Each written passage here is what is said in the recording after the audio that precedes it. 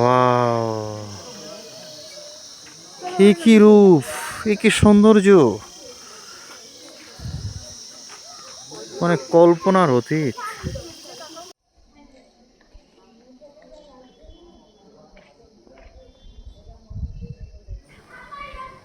Lava monastery.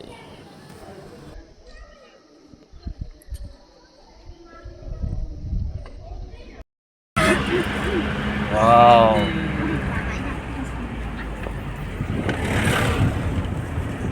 দেখ মেঘ বর্দা, দেখ ওই যে মেঘ, ওইখান থেকে দেখছিলাম সেইটাই। আমার দেখো মেঘ, ওরা খুলে দাও না, খাবে।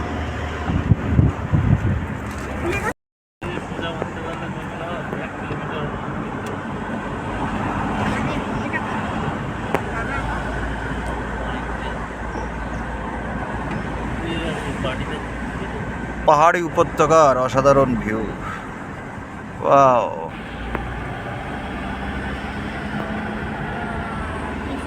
মামা দেখো পাহাড়, দেখো পাহাড়, ওয়াও, পাহাড়ের মাথায় মেঘ, রাস্তা। ওয়াও। না না, এটা তো ব্রিজ নেই, এই যে জায়গাটাই।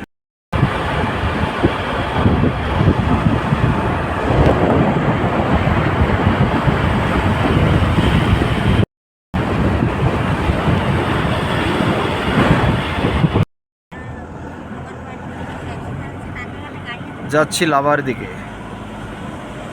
লাভা যাওয়ার পথে, লাভা যাওয়ার পথে এই মনোরম দৃশ্য দেখতে দেখতে যাচ্ছি। ওয়াও,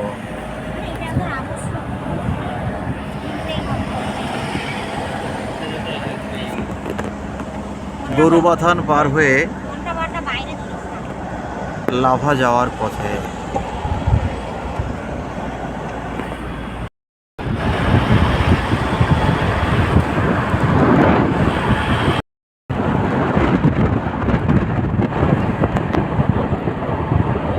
এগিয়ে যাচ্ছি লাভার দিকে।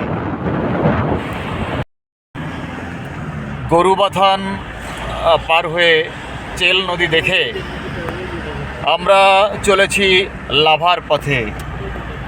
এই লাভার পথে যেতে এই পাহাড়ি উপত্যকার যে সৌন্দর্য আমরা অবলোকন করছি, যে নৈসর্গিক প্রাকৃতিক দৃশ্য, পাহাড়ের কোলে রৌদ্র ঝলমল পাহাড়, সবুজ তার কোলের সবুজ বনানী, যে কি অপরূপ লাগছে তা বলার মতো নয়। আবার কখনো কখনো অনেক উচ্চে পাহাড়ের চূড়ায় মেঘ জমে আছে, কিন্তু আজ খুব রৌদ্র ঝলমল দিন, তাই এই পাহাড় কিন্তু খুব রোদ ঝলমল পাহাড়, খুব স্পষ্ট দেখা যাচ্ছে অনেক দূর পর্যন্ত।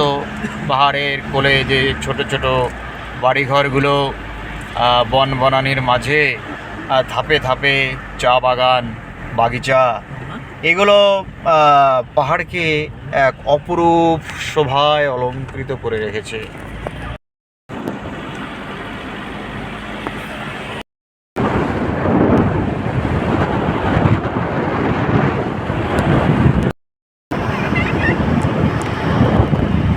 পাহাড়ের কোলে পাইন বন আমরা দেখতে পাচ্ছি। অসাধারণ রৌদ্রে, ঝলমলে রৌদ্রে অসাধারণ দেখতে লাগছে।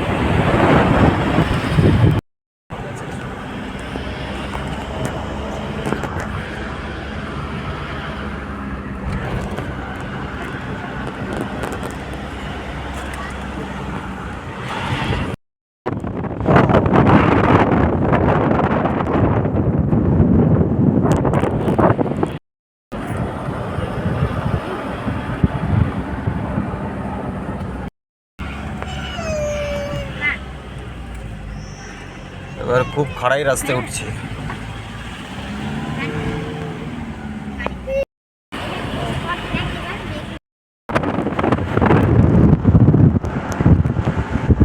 মাঝে মাঝে পাইন গাছ দেখতে পাচ্ছি।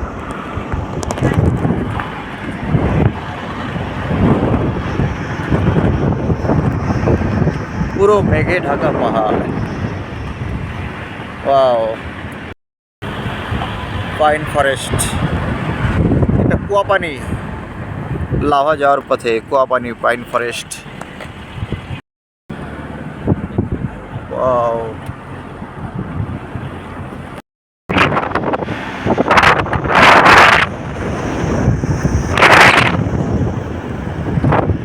রাস্তার সৌন্দর্য অতুলনীয়।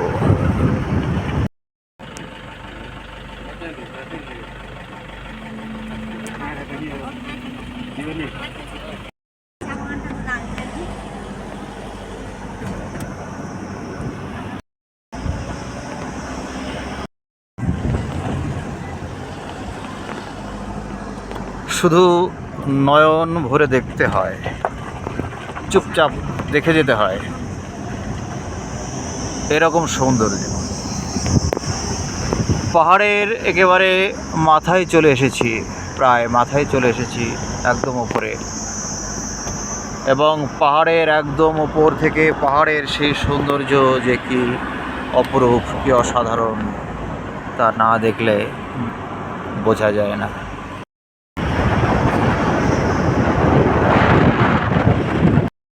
ছোট্ট একটা ঝর্ণা,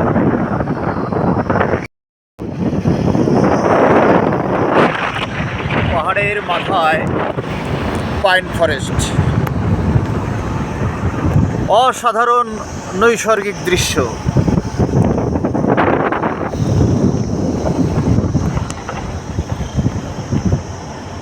বাহ, চোখ জুড়িয়ে যাচ্ছে।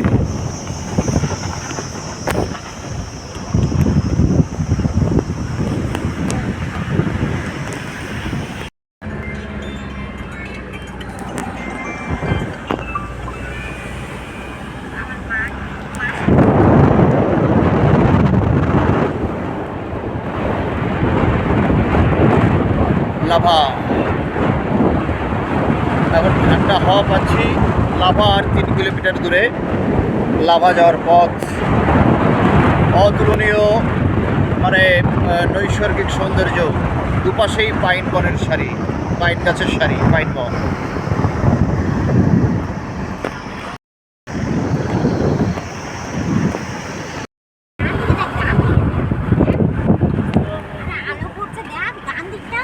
দেখেছি, বা দিকে তুই দেখ।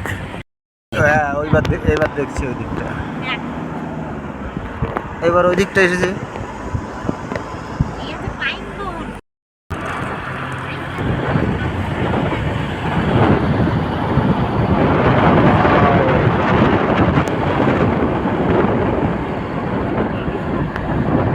এই রাস্তার নৈসর্গিক সৌন্দর্যের কোনো তুলনা হয় না।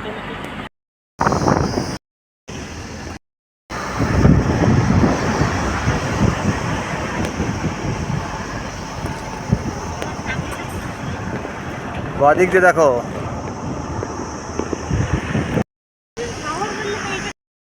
এটা লাভা শহর। লাভাতে এসে পৌঁছাবো, আমরা লাভাতে এসে পৌঁছালাম। হিমালয়ের কোলের ছোট্ট শহর বা গ্রাম যাই বলুন না কেন।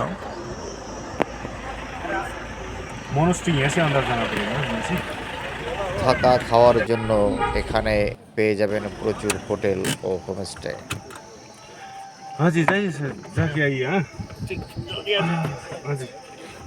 আমরা লাভাতে এসে পৌঁছালাম, এখন যাব লাভা মনেস্ট্রি দেখতে। আমরা লাভা মনেস্ট্রির গেট ওই যে দেখতে পাচ্ছি, ওখান থেকে গেট দিয়ে উপরে উঠে আমরা লাভা মনেস্ট্রি দেখব। ছবির মতো সুন্দর গ্রাম লাভা। আমরা এই লাভা মনেস্ট্রির গেট, এখন মনেস্ট্রিটা আমরা দেখতে যাব। ছবির মতো সুন্দর, পাহাড়ের কোলে, ছবির মতো সুন্দর একটা ছোট্ট শহর, অনেকটা শিলংয়ের মতো।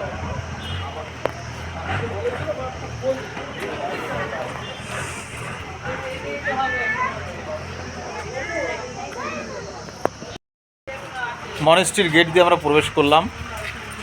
এখন ওই দেখা যাচ্ছে লাভা মনেস্ট্রি, একটু উপরে উঠে ওখানে যাব, দেখে আসবো।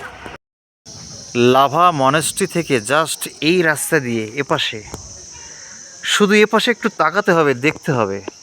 ওয়াও, কি অপরূপ সৌন্দর্য! ওয়াহ, পাহাড় কি সুন্দর! লাভা মনেস্ট্রি থেকে পাহাড়কে দেখতে কি অপরূপ সুন্দর লাগছে, কি অপরূপ নৈসর্গিক দৃশ্য! ওয়াও ওয়াও, অসাধারণ, অসাধারণ! এর সৌন্দর্যের কোনো তুলনা হয় না। এখানে কি একটা লেখা আছে মনে হচ্ছে এদের ভাষাতে। এখানে পাহাড় খুদে অনেক কিছু লিখে রেখে দিয়েছে হয়তো স্থানীয় ভাষাতে। এইটা হলো আমরা পাইন বন দেখছি, পাইন ফরেস্ট।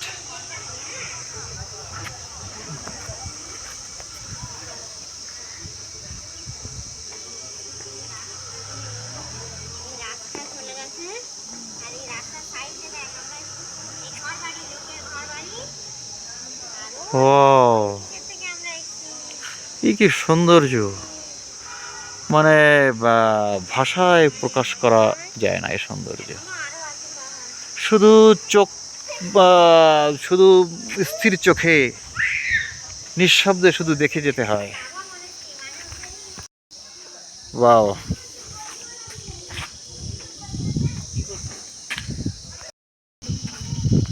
লাভা মনেস্ট্রিতে আমরা ঢুকেছি। মনেস্ট্রির চারপাশের সৌন্দর্য এরকম। আমরা এই রাস্তা দিয়ে উঠছি মনেস্ট্রি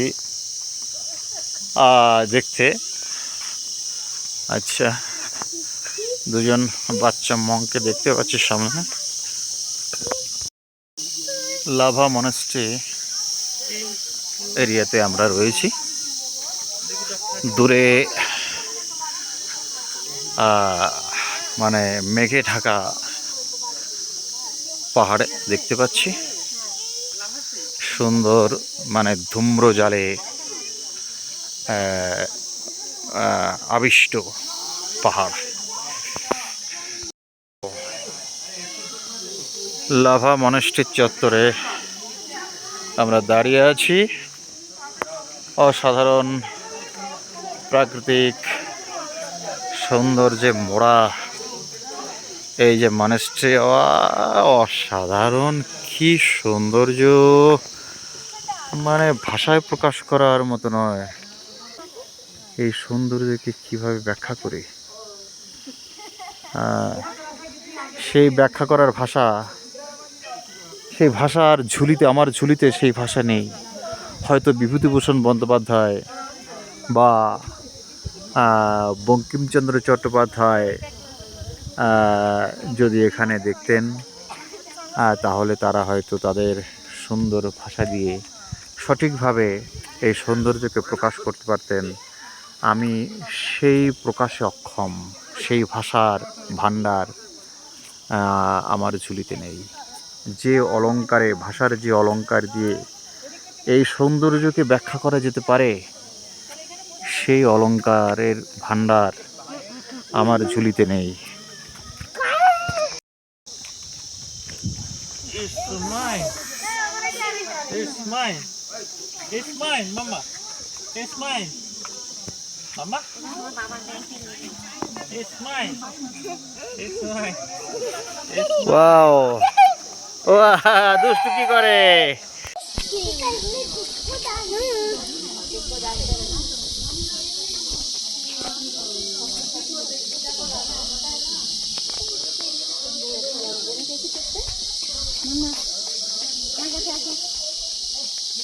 লাভা মনেস্ট্রি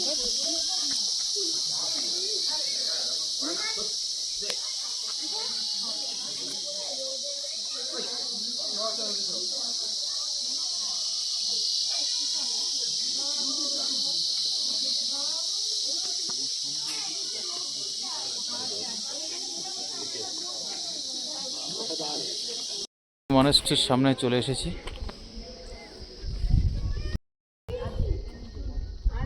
অসাধারণ!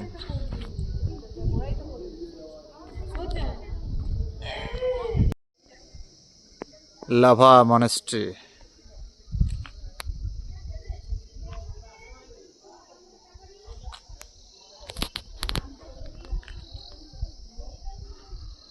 অসাধারণ প্রাকৃতিক নৈসর্গের মাঝে এই মনাস্ট্রিটা রয়েছে, তৈরি হয়েছে।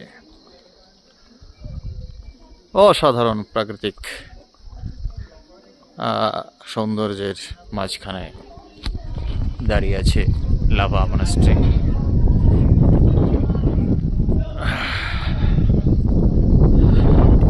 এই যে পাহাড়ের চূড়ায় মেঘগুলো ভেসে ভেসে যাচ্ছে, আবার নিচে আবার রোদ্দুর, পাহাড়ের এই অংশে রোদ্দুর আর তার উপরে অংশ ছায়া, তার উপরে আবার মেঘ ভেসে ভেসে যাচ্ছে পাহাড়ের চূড়ায়। এদিকে পাইন বনে আচ্ছাদিত এই পাহাড়, এই পাহাড়ের হিমালয়ের ঠিক এই উপত্যকার সম্মুখে এই মনাস্ট্রি। এখন উপরে উঠব। ওহ, সুন্দর সাজানো, একটা দেখার মতো জায়গা।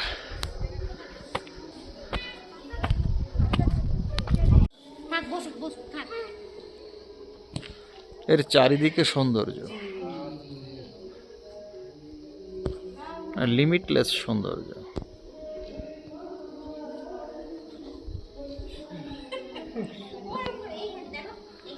সৌন্দর্য সর্বত্র ছড়িয়ে ছিটিয়ে রয়েছে। এখান থেকে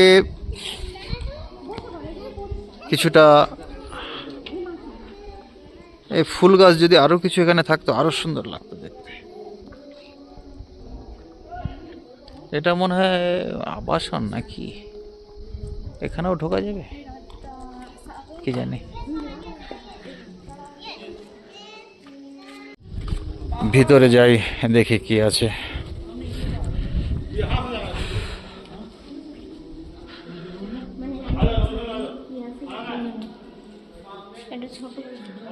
গৌতম বুদ্ধের বেশ কিছু মূর্তি এখানে রয়েছে। একটা বেশ বড় মূর্তি, খুবই সুন্দর।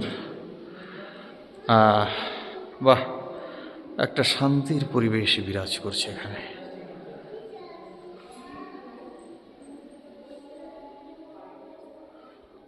সাধারণ ছাদে আলপনা আঁকা।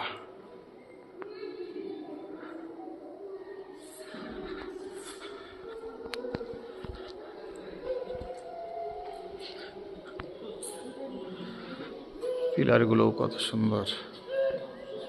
মনাস্ট্রি থেকে বেরিয়ে এলাম, এদিকটা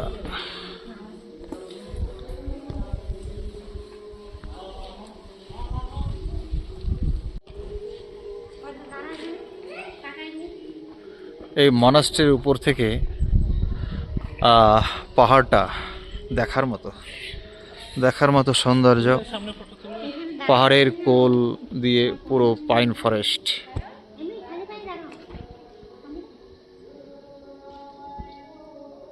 পাহাড়ের মাথার উপর মেঘ জমে আছে। মনাস্ট্রি দেখে বেরিয়ে যাওয়ার পথে পিছন ফিরে আর এক ঝলক না দেখে পারলাম না।